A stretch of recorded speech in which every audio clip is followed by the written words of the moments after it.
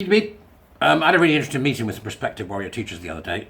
So this is just me having a muse, as I do. I like to amuse. I'm having a muse. Olivia Newton-John in Xanadu, she was a muse, wasn't she? Do you remember that? Xanadu, with some octogenarian skating. What was that about? Right, okay, never mind. Right. State of affairs. Where are we? We've been in this a long time now, some of us, right? And there's some of us that are fairly new to it. And I realised that when I was speaking to the warrior teachers, and people were telling me what they were worried about and what they were concerned about. And it's always lovely to get different perspectives. And I was able to get that the other night from some people. And that's just fantastic. I love it. Okay. And it just shows how many people come at this from so many different angles and many different ways, which is exactly what you would expect from a grassroots movement, which is where people are beginning to coalesce and collaborate on particular issues. And I think that's fascinating. And yesterday I went to see Darren Grimes talk at a meeting in Manchester, which was also very interesting to hear his take on some of these issues and some of the things that have happened to him in terms of cancel culture. And I get pensive every now and again and start to, sort of sit down and just mull over what the hell is going on and think about where we are. And what really the situation currently is, from my perspective, it's obviously only ever my perspective for your consideration, as I say to the warrior teachers, there is a distinct feeling that things are turning, that the tide is turning, and I think in some ways that's correct. And I got that from a few people last night and from some of the prospective warrior teachers, in that I think that there is an increase in the public understanding of what the problems of this are. Certainly they're beginning to bite in terms of having to understand it. I'm getting a lot more questions online, but I'm also seeing it get more vociferous offline. Some people are vile, I can tell you that now. Some people are vile and they like to hurt people, so that we can expect more of that. But we've had recent situations that I find considerably disturbing. The situation of the academic who had a report stopped that was for the EHRC, that's a really worrying factor. The fact that we still have a problem with universities. Universities are still currently staffed by these bureaucratic middle managers who need to go. I mean, the universities need an enema. Do we seem to be any further down the road with that? I'm not sure that we do. We've had some wins. We've had some wins over the years, but I'm not sure that we do. The other thing is, of course, the free speech bill that's wending its way through Parliament, which is one thing that we hope is going to help with the education sector. It isn't going to help anybody else, or is it? I don't know yet. But it's been so long. What else have we got going on? Well, there's a bill going through Parliament which is about online safety, which is a disgusting embarrassment for a Western civilized country to be doing. An absolute disgusting embarrassment of censorship and control on a scale that I can't imagine. And it's a disaster. It needs to go. It's got to. What the hell are they going to do in? The days of censorship are over. Stop it. Okay, we're not turning into China just to please you. That's the Conservatives do that. Or as I call them, the Conservators when I'm angry with them. Right. Then we've got Starmer, who appears to be lying through his teeth about everything. The man can't make a declarative statement. There was a phenomenal video going around the other day, which was like all the things that Starmer's U-turned on. It was just extraordinary. Say one thing, then say another. Exactly the opposite. Take the opposite tack. We seem to be in an era of the non-declarative. But that doesn't change the situation for us on the ground floor. If you're, me, or Mr. and Mrs. Average, whoever you may be, the norm. When we've got people saying things like the nuclear family must be destroyed, which is what queer theory wants. That there is only racism in every conversation, which is what critical race theory wants. And you do at a point reach some kind of despair where you think, how is this ever going to end, and how is this ever going to stop? But I take comfort from my warrior teachers, and I take comfort from the fact that they're so clearly committed to what they're doing. And yet we still don't seem to have a template for what it means to live in 2023. And I was mulling that, and I was thinking about what should we be? What do we need to be as individuals to cope with this world? So if I was 16-year-old me, right, I would... Now listen up, you. Here's what's coming. What would I do? What would I say to 16-year-old me? What would you say to 16-year-old you? About the modern day in which we live. I would tell them how extraordinary it is that we've got where we are, and that the technology we have is absolutely beyond belief. That the magic of Star Trek, which is what we thought, beam me up, Captain, all that stuff, is now a reality. I would tell them that we will have made advances in medicine which we would never have thought were possible.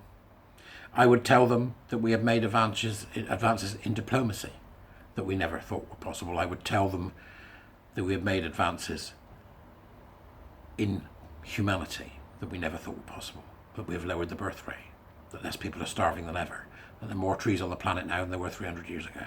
I would tell them of the extraordinary things that we've achieved. And then I would tell them to be aware of the fact that there will be people who don't want that to happen. People who believe in awful scenarios about human destruction and the end of the world.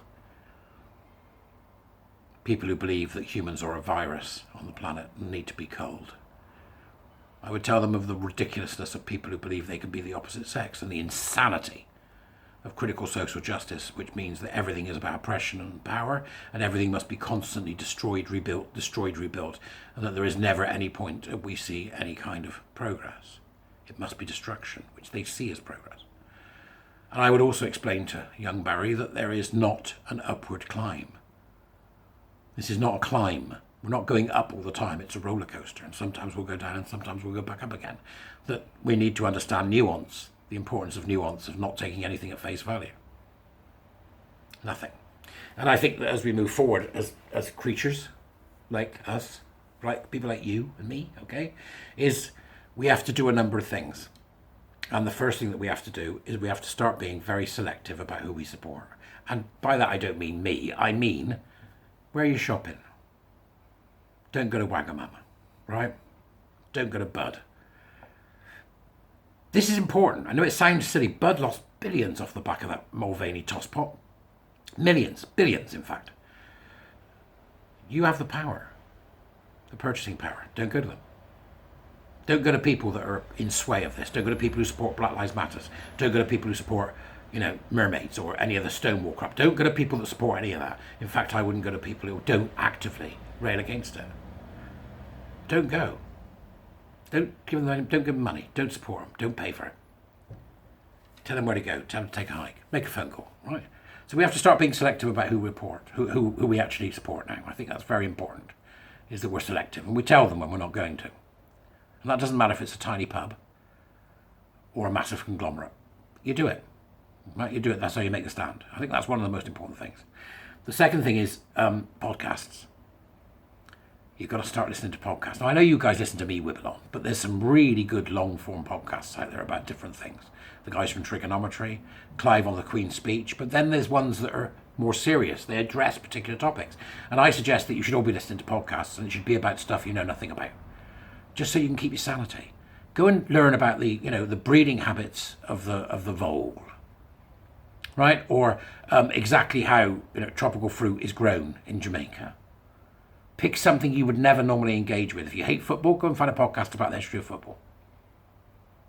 Do something that you normally wouldn't do, because I was asked by a warrior teacher the other day, how the hell do we keep ourselves sane? That's how you keep ourselves sane. And I think we also have to get used to the idea that justice as we know it is done. That the courts and the police and what appears to be much of our society is captured by these leftist critical social justice nutters and their liberal friends. And I think that we have to recognise that crowdfunding is probably going to be the way forward to get justice for grassroots movements like ours. So I would say to you, look at your budget, put aside 10 quid a month, and then pick 2 causes to give it to that you feel you want to support moving forward, right? So that should become regular. Regularise your supporting of legal action. That's the second one. And really, the last thing I would suggest to you is that you must engage with learning. So if you can learn something, go and join macrame or programming or how to video edit or warrior teacher, whatever it is you want to do, right? We should all be doing that, right? Now, the warrior teacher program always says, if you don't mind your mind, who will? And I think that's true. In the world that we're heading for, which is so cognitively complex, it is absolutely vital that you exercise your brain with the same fervour that you would exercise your body. That you would exercise your body. I've got a mate of mine who pays 250 quid a month for a personalised trainer. What? Right? But they do, right? Well, I would suggest you spend £125 of that a month of that on learning something. Do an online course. Okay, so that's what I think we need to be doing. Podcasts help us listen to and think and consider about things we've never ever thought about before, no matter how trite it may seem. Making cupcakes. I don't care, right? That's the first thing. Set aside some money every month that you feel you can do. It doesn't matter if it's £1. Support something. That will be good because it shows that you're supporting something and you know that you have, right? That's important. And thirdly, get yourself involved in something that's not formal, but is not informal enough for you not to not go. In other words, pay for it. Find something you want to do and pay for it. Just, whatever it may be per month or per year. Pick it and go, right, I'm going to do this course.